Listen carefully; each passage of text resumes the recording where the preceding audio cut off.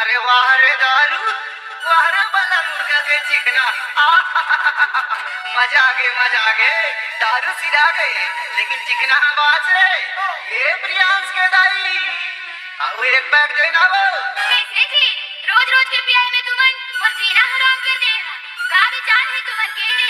ये बोला तो भाषणबाजी नहीं सुनना है, बोला तो सिर्फ दारू चाहिए, दारू। तुम्हार पियाई में मैं तंग आ गई हूँ। एकर ले बढ़िया है आज तुमन अपन रास्ता देखो, मैं यहाँ अपन रास्ता जाता हूँ। सुन तो। अरे जा रे जा।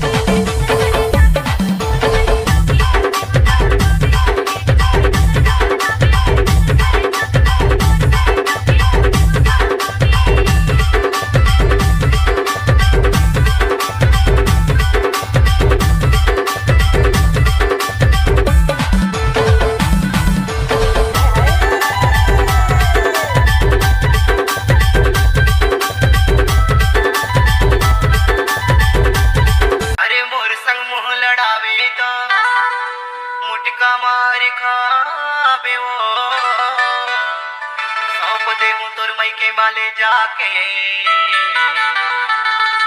उम्र भर पछतावे हो। सौंप दे हूँ तोर मई के माले जाके उम्र भर पछतावे हो।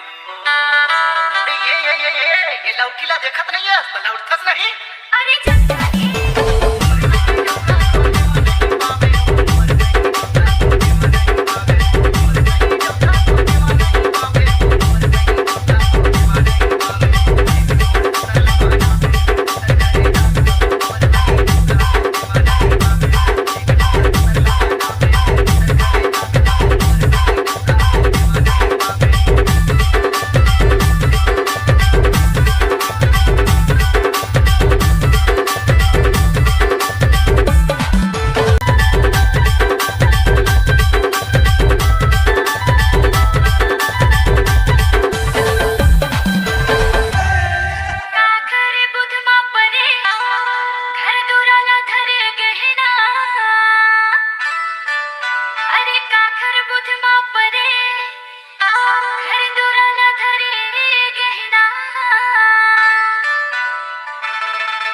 कहाँ जा बेरे